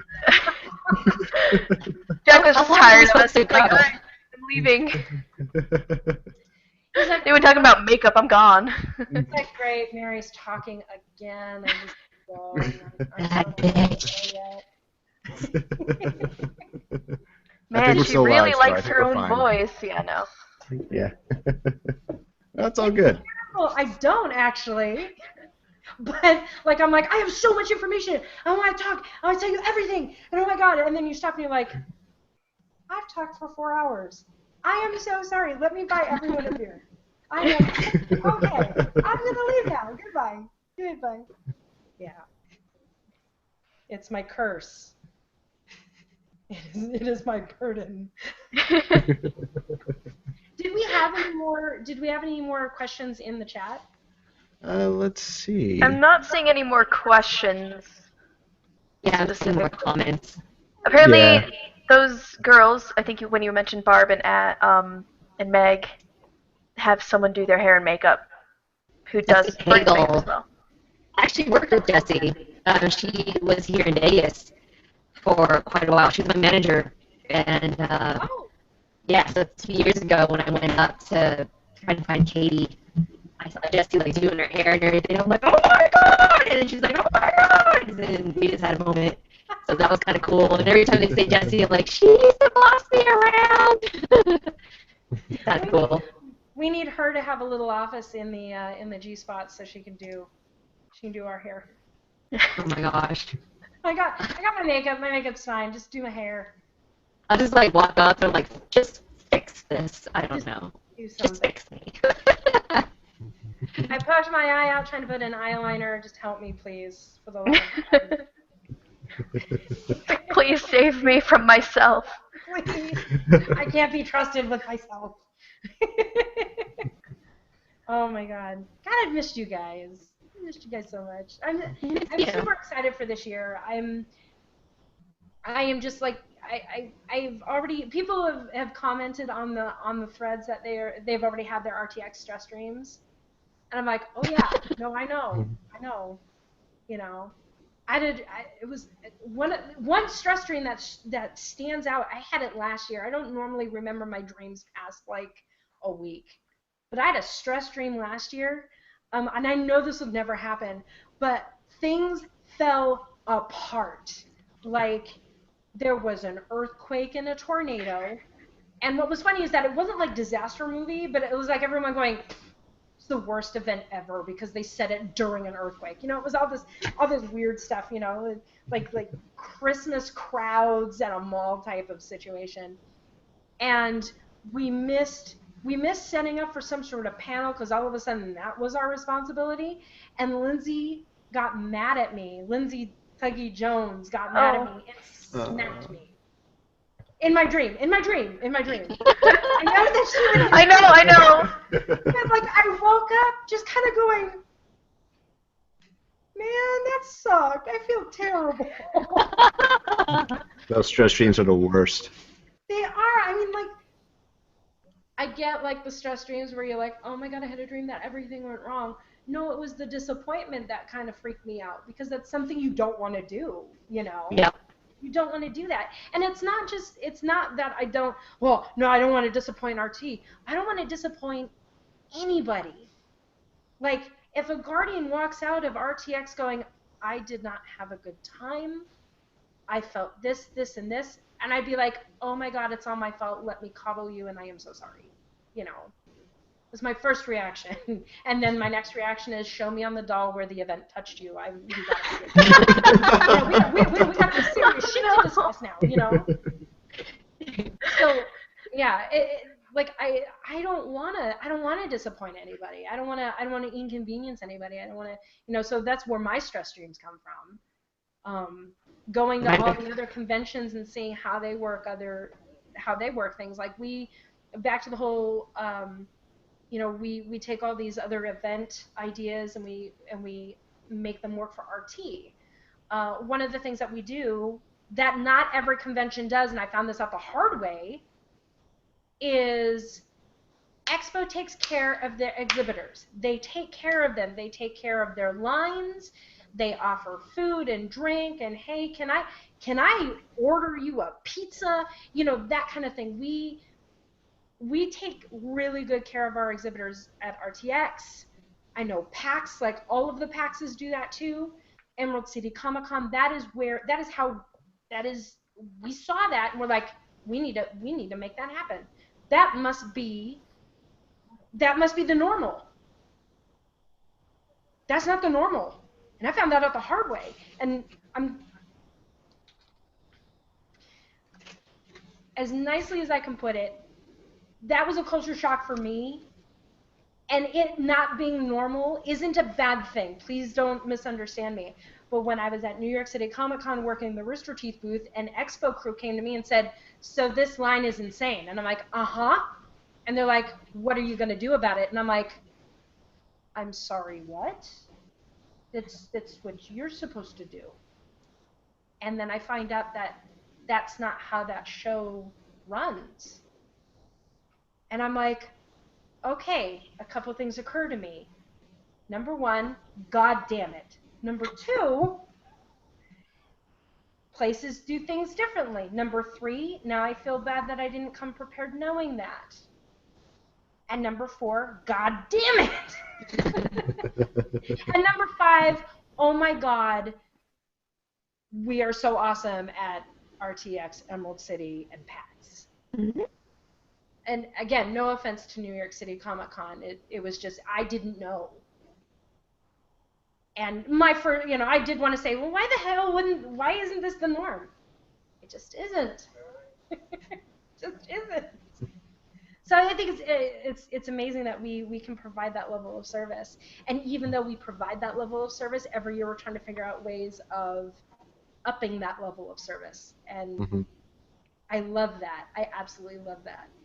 Because if we can't figure out anything else, we're like, you know what? But we're awesome. We're at the high bar, so yay! Yay us! We have no idea what's going on, but we're awesome, so I mean... We're awesome, so, you know, hey, whatever. Shit's on fire, yo. The PA motto that's been going around for like the last year or so is like, just don't. You feel like crying, just don't. Just don't. You're gonna lose a staff member, just don't. You know, just don't. I like that. Those are my stress dreams, though. Yeah. Losing staff members, like all of my disappointment. I'm worried about like just being disappointed in myself and how I would possibly potentially fail. Right. Like, where the fuck is Miles now? Oh my god. That's something that Guardians will express too, is like, I'm just afraid of failing. You know what? You have to try really hard to fail. You have to try hard to fail. As long as you listen to your team lead, if you're not a team lead, as long as you listen to your team lead and you do the tasks assigned to you to the best of your ability, then fine. Then you did fine. Even if something went wrong, you did fine. And team leads, as long as you do things to the best of your ability, with the safety of your guardians and the attendees in mind, you did fine. You have to really put forth an awful lot of effort to fail. Honestly. Some of us are gonna make bad decisions. Some of us are gonna screw up, because we're human. But we're going to do it accidentally, and we're gonna learn from it, we're gonna pick ourselves back up, and we're gonna go fix it or kick some ass. We're gonna live and we're gonna learn. You know, it's okay. If you end up fucking up and your first thought is, Mary's gonna be so mad at me, oh my god, get your crying out, get your crying out, and then realize Mary is so not going to be mad at me, whatever. Get back on the horse. Get back on the horse and kick some ass. It's okay. I lost Monty for like 15 minutes. That was stressful as fuck. Oh. That was stressful as fuck. Oh my god. That must have been terrible. We only had one location at the time. Oh my god. I can't even imagine. But it's okay. Chris, fine. Yeah. Chris, do you wanna let them know what our motto for RTX 2012 is? Guardian motto? For 2012. Sorry, 2016. What year is this? What year is this? You're already losing it. No. This is gonna be a great year, guys. Chris, what is our Guardian motto for 2016? Oh. Yeah, come over here. Yeah. And in fact, I'm actually going to pitch that we have this on the shirt. That our motto for 2016 is maximum effort. Deadpool. Well said. Well said. And if you haven't seen Deadpool, go see Deadpool, and you'll understand. That should be a requirement. Maximum effort. Maximum effort. Or, and we intend to use the phrase as often as possible, breathtakingly fucked. Okay, as minimal as possible. That'll be on the inside of the shirt, and then when you like throw it over your head, and you can see the text right there. Yeah.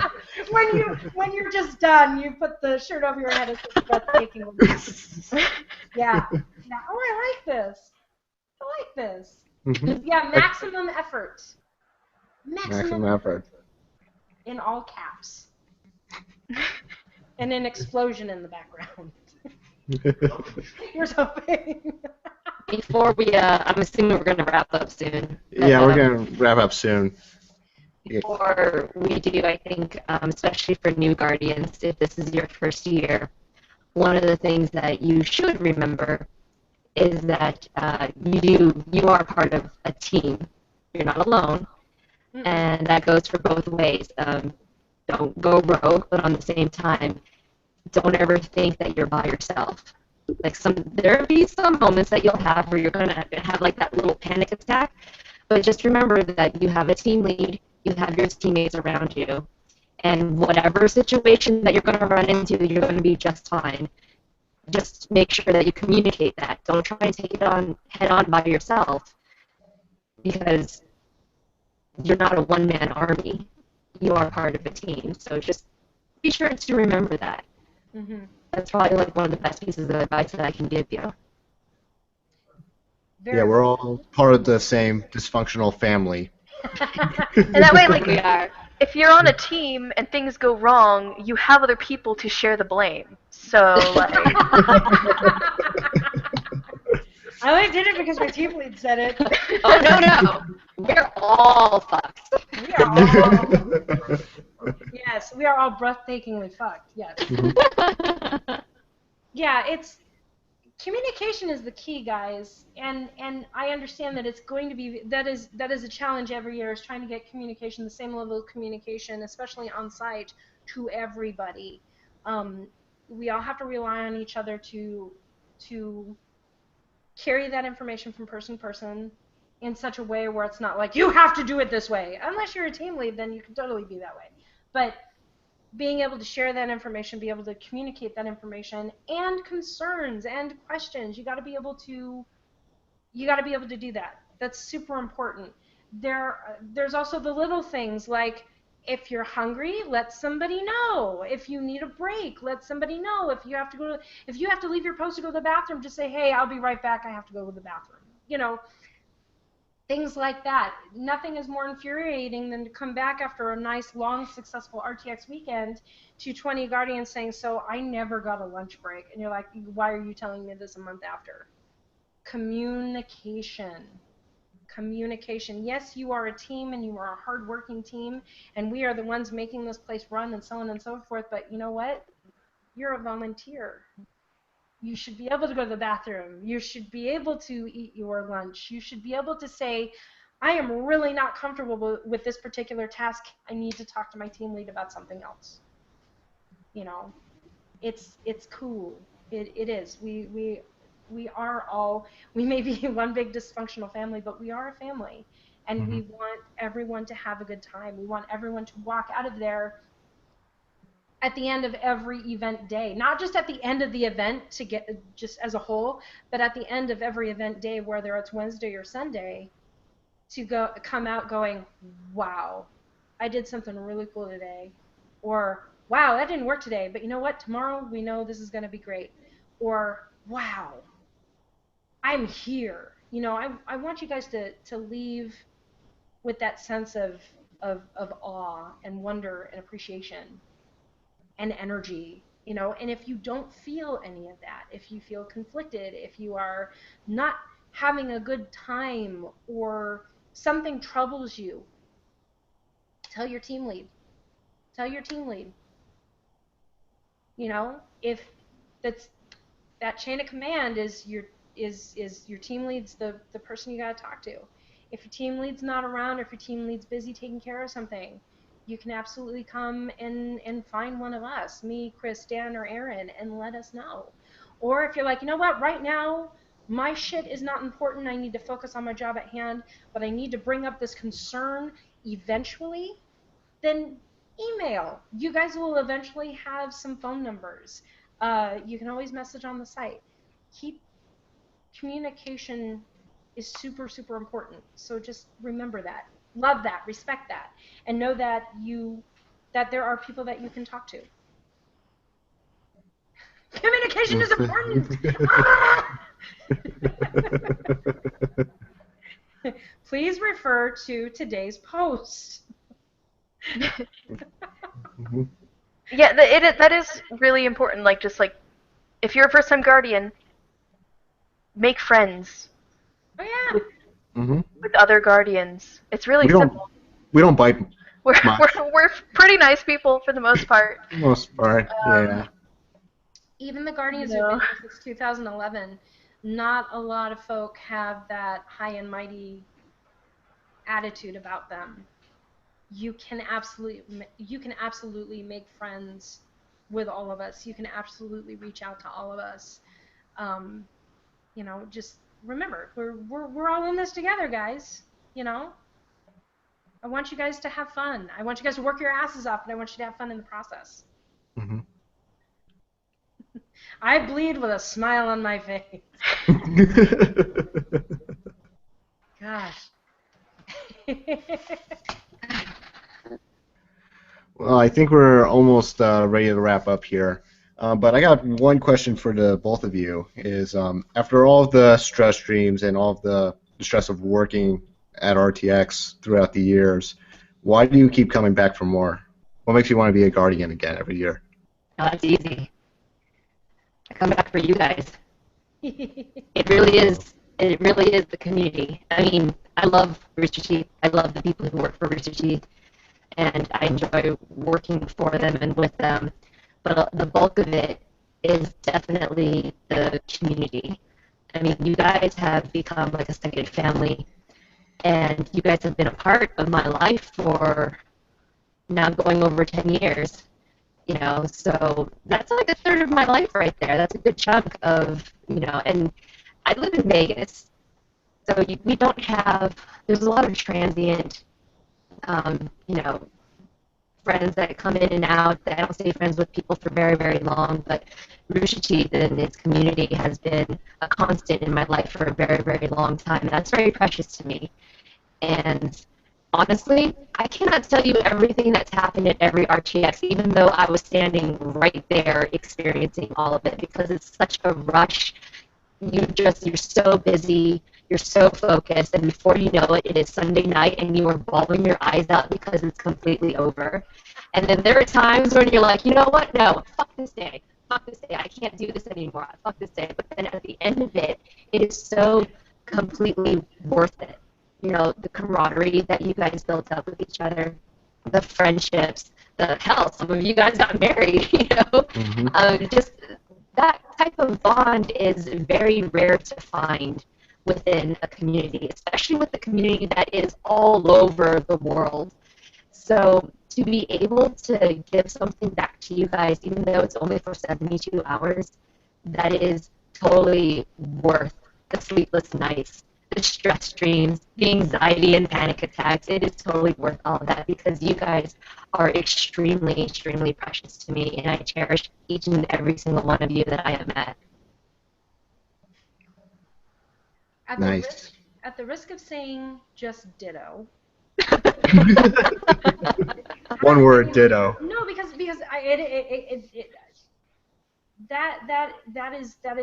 that's pretty much hitting the nail on the head. I mean, I'm right there with you. I love this company. I've seen it.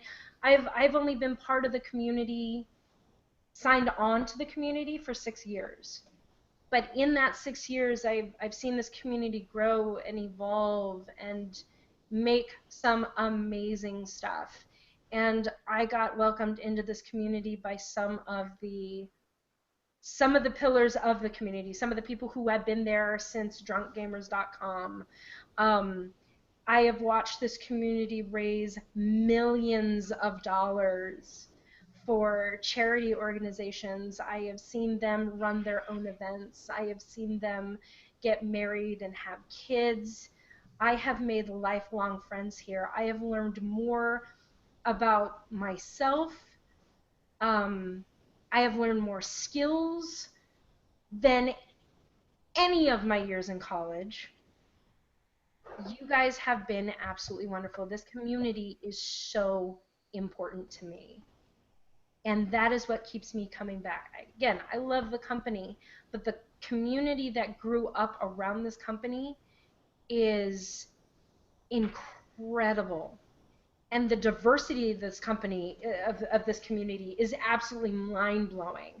Scientists, teachers, students, mothers, fathers, and the age range is intense. I mean, yeah, they have a certain age range of audience going on that makes up the majority, but we have guardians who are in their 50s. We have we range age between 18 and probably 60 years old, and that's pretty incredible. And these are people who became community members because they thought that Red versus Blue was great, or they were like, what do you mean you did something called the Strangerhood with, machinimating within The Sims, or they loved Ruby, or they just found out what Laser Team was because of the record-breaking announcements, or they are here because their son really likes Minecraft Let's Plays, or their daughter thought, Meg Turney was absolutely amazing in this news show that was happening for a while.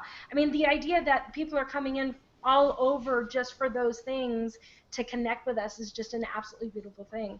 There's nothing political about it, because we all have different views on that.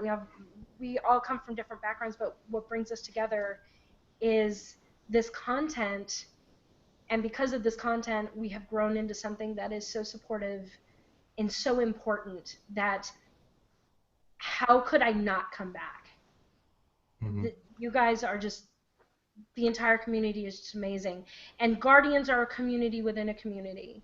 You guys were part of the Rooster Teeth community and the Guardian community, and you guys are just that concentrated awesomeness. And there is no other feeling. I've never been skydiving. Why do I need to? I'm a Guardian. This is an incredible feeling. And when I try and explain it to people who don't know, because they'll look at me and like, what do you mean you work for free? Like, no, it has nothing to do with that. It has nothing to do with the money or how much I'm going to spend getting there or whatever. It's all about how wonderful you feel. It's about doing a good job. It's about making magic happen. I mean, I could write a college term paper about this kind of stuff and just cry. I could write it with my tears of absolute joy. But it's this community that makes me come back. The website could devolve into a text-based black and green type of ugly thing for all I care. You guys are what keeps me coming back. So as long as you guys are here, I'm here. As long as people need me, I am coming back. I think we'll just kind of need you forever, so Yeah. I gotta start working on my Lazarus pit, making sure that's up to snuff then, huh? yeah. Chris, gotta bake the clones. Yep. We'll work on that. Wouldn't that be nice though? Like just have 7 of you as a convention center. I think if I had 7 of me at the convention center, we'd all stop in the middle of whatever it was we were doing, like super intense thinking, and stop and go, we should go get coffee. And then all 7 of us would just fine. Not because we're willing to drop everything, but because we'd be so like-minded that we would have to break at the same time. I don't think I'm wrong either. And that's why we have your satellite leads and people that aren't you. Exactly. Just different versions of you. That's why I have team leads. That's why I have satellite leads. And I mean, and I'm sure that's the reason why originally Gus and Barbara had Chris and I, you know, because they could not, this isn't a complaint, but they could not focus on Guardians. They had a show to run and content to show and signatures to sign and whatnot. And so that's how that tier structure kind of works out. But what's great is that Guardians have us as a conduit to the people in charge. What's great is there is only a very small group of people that are above Chris and I. So when you guys have questions and you give them to us, they've only got to go one more level. You know, they don't have to go 18 levels and they don't have to go worldwide. It's like, boom, one place. You know, so it feels really good to be a conduit, and I take that job very, very seriously. You know, and I love it. I absolutely love it. I wouldn't give it up for anything. You know, this job is incredibly important to me. And when Bethany had emailed me and said, "Hey, we're thinking of putting up the applications at this time," I started crying because I was so happy. I was so happy. It's like it's beginning. You know, Like I'm gonna have to stare at 1,500 applications. And I have to say no to like 115,000 people. Yep. You know, but I love this job. I love this job so much. I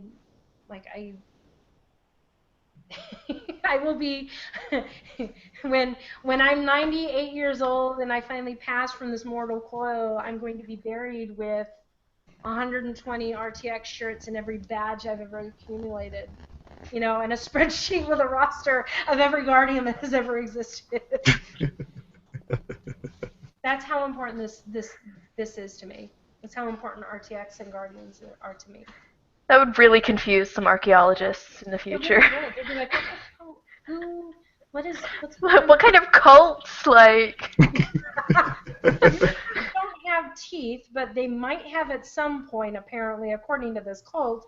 And who the hell is Joe Hyman? What the fuck? I can't read what this says on this badge. This looks like the ancient state of Texas printed on this plastic thing. What does this mean? But yeah, that's the incredibly long. I was going to say the long and short of it, but that's the incredibly long of it. That's okay. We all appreciate what you do. I could go on for hours, and I pretty much have. I mean, you guys are great. Guardians are great. RTX is great, and we're going to make 2016 great. Every year, we want to be better than the year before. And we're gonna rock the shit out of 2016, guys. Maximum effort. Maximum effort. Maximum effort. And with that, I think we'll wrap it up here. Absolutely. I want to thank Mary and Jackie for coming on. It's always a pleasure having you two on the podcast. Where can they find you guys on the RT site or Twitter or social media? Jackie, go. Well, my RT username is Chris, Kriss, and my Twitter name is Geeky Fried Rice. One word. Okay. I am Sailor Tweak pretty much everywhere. Sailor Tweak on the Rooster Teeth website and Sailor Tweak on Twitter. If you want to reach both Chris and I, Chris goes by Sir Narvi on both Twitter and Rooster Teeth. Bring it to me because whatever I get, I share with Chris. So I'm always online, guys. I love the online. And for re-clarification, if we have any questions, where do we go? Where do you go? If you have any questions and you are a Guardian, you want to go to the Guardian group, and you want to look at the FAQ thread, and you want to read the FAQ document. If your question has not been answered on the thread, has not come up on the thread, or you need more clarification, you can do one of two things. You can either post your question on the FAQ thread, and many of our wonderful, helpful Guardians will answer that question, or you may message me directly at roosterteeth.com/SailorTweak. And I will get that message, I will get that answer to you ASAP, but please look for the answer first. If you are you're an attendee, or you're like, wow, I really want to be a Guardian in 2017, awesome! You can message me, again, at roosterteeth.com/SailorTweak, or if you have a general RTX question, go to the forums on roosterteeth.com, and there are forums for RTX 2016. And that one is public. That one's for a catch-all for questions. And you have a better chance of finding answers there. Because all of my knowledge is Guardian-centric, I'm not going to be able to tell you things like how you're going to get your badge yet and stuff like that, because we haven't really figured that out. And I don't have that knowledge yet. But you got Guardian questions, baby, come ask me, because I will help you out. So. Nice. I want to thank Kira for hopping into the co-host spot. Sup. And yep. And we will be back next Sunday for more fun. Until then, see you guys. Bye. Bye. Listen to you.